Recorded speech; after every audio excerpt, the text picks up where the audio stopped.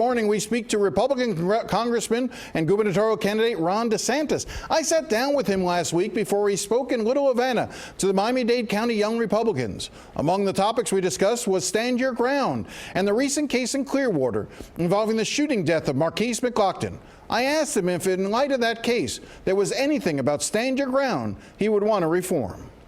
I would want to make sure that it's being applied accurately. And I think if it's applied accurately, that is going to be something that will be good for Floridians. If we get outside of that, where people have a subjective ability to use force in areas that are not reasonable, then I think you have some of these instances. And so I think the law is sound. I think people have a right to defend themselves. Let's talk about Lake Okeechobee and the toxic algae that has come about. Governor Scott has said that the cause for this is a lack of action by the federal government.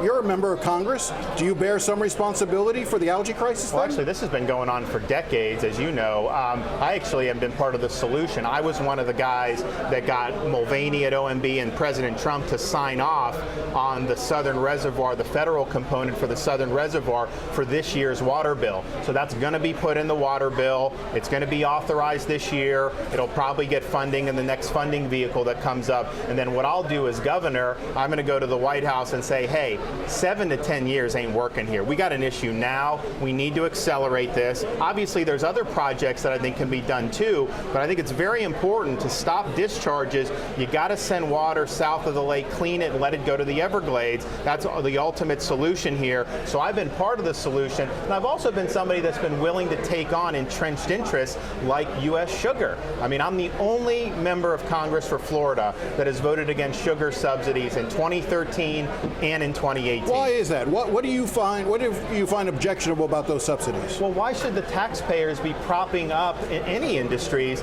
but you're propping up an industry that's contributing to environmental damage in Florida, which is our bread and butter. And so it's never been something that I thought was good policy. And you know what? There's a lot of elected officials who agree with me in Florida, but they're not willing to stand up, because when you stand up, they attack you. And so you think big sugar has been bad for the state of Florida, bad for the environment? Well, I think the sugar subsidy program has been bad for the environment. I think there's a lot of good rank and file sugar farmers, don't get me wrong, but when you take a group like U.S. Sugar, who spends so much money on politics, they funded a PAC against me early in the campaign, $5.1 million, all negative.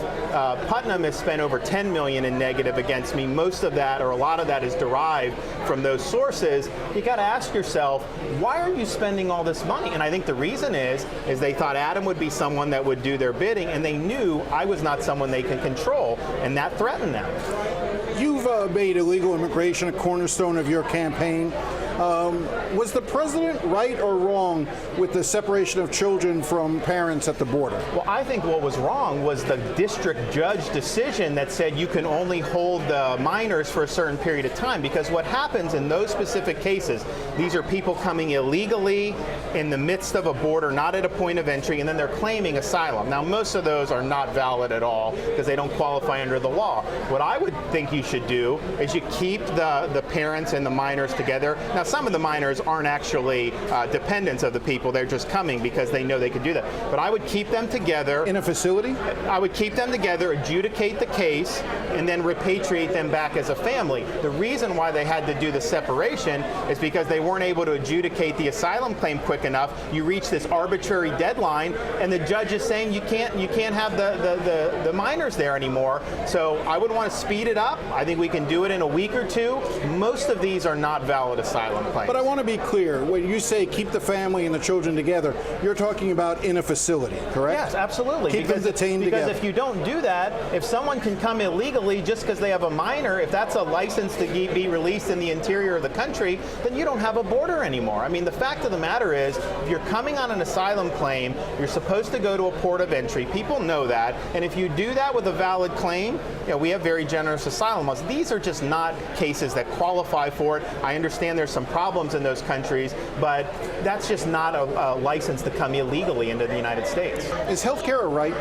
I think you have a right to pursue the health care that is best for you, and I think Obamacare infringed on that. A right to pursue health care. I mean, if I'm sick, do I not have a right to receive health care? I think if you're sick in our society, you're going to be taken care of because we have medical professionals who go above and beyond the call of duty to help folks when they're in need. That's the type of society that we are. Right. We end up in Jackson Memorial Hospital, which ends up being taxpayer driven. So when people receive insurance or basically health care through emergency rooms, isn't that a lot more expensive? Well, it depends on how you're doing. I mean, obviously, people talk about the Medicaid expansion, how great that is. Well, newsflash, most physicians don't accept new Medicaid patients now because they lose money when they do it. So there are folks in these other states, they're able-bodied adults who are on Medicaid, and they basically have to access the hospital for their primary care because they can't find a physician to do it. So I'm just clear. I think you touched on it a second ago. I want to make sure you would not expand the Medicaid expansion that's been offered to the states. That's not something you would entertain. No, because they want to expand it to able-bodied, working-age, childless adults. Medicaid's a program for the disabled, poor children, poor women. We need to focus it on that. It will be more expensive to do that over the long haul. So who are those people then? If they're able-bodied, are they lazy? Are they? I don't know. But here's the thing. That Medicaid program is not meant to help able-bodied adults. It is meant to help the disabled, the elderly, and people that really can't help themselves. And so it's already the biggest line item in the state budget. And I think the Democrats, the way they want to go with a lot of the health care, the health programs are always more expensive than their forecast. You go from being 35, 40 billion to then 60, 65 billion after a few years. That means you're probably going to have to do serious tax increases, but also you have less money to be able to spend on things that benefit the state as a whole. So the way I approach a state budget is I want as much money as possible to go to things like transportation, infrastructure, to go to things like resiliency here in South Florida so that we're protecting against the rising sea levels, to do things like education. That benefits everybody. If you get into taking money and giving it to able-bodied folks, that's just going to be a dead weight on the budget. I just have a couple last questions.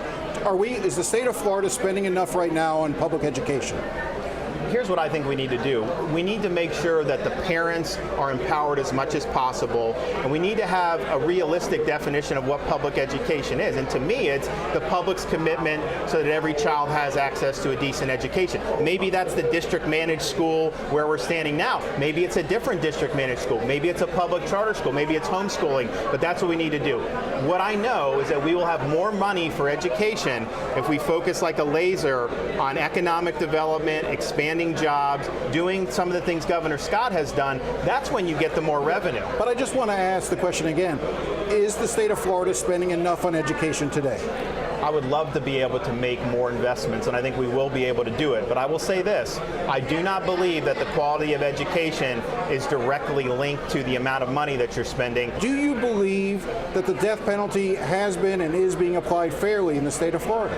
So it's an important responsibility. I will absolutely review very thoroughly every case that comes across my desk. I don't think it's anything you can do lightly. I think you have to put in the time to do it, but I think it is an appropriate punishment for some of the worst offenders. I mean, for example, Florida Supreme Court overturned the death sentence for the killer of little Carly Bruscia. Last decade, there was the infamous photo of that animal grabbing her by the hand. He was caught on tape. It was a searing image, and yet he gets off on a technicality. Carly's not coming back, and so I think it is appropriate justice for the worst offenders. Do you think there's a racial component to death penalty? A lot of studies have shown that a lot more African Americans are likely to end up with death sentences than non-African Americans. Does that concern you? Do you think that's a valid criticism? And what would you do? I think we're human. These are human institutions. I would never say that there's absolutely no bias in any of our human institutions. There's bias in different ways. I mean, obviously, we know historically there's been serious racial bias. I think we're better today in that than we were, 50 or 100 years ago. So I don't think that the system is totally free from bias. That's just the nature of these institutions. But my job is to say, okay, someone may not like you because you're this color. Someone may like you because you're this religion. Someone may not like you because you're this political party. But the facts of the case, are you guilty and do you deserve the sentence? And that's what I'll do. All right, now I covered more topics with DeSantis. You can find that along with my recent interview with his opponent, Adam Putnam, on CBSMiami.com/campaign2018.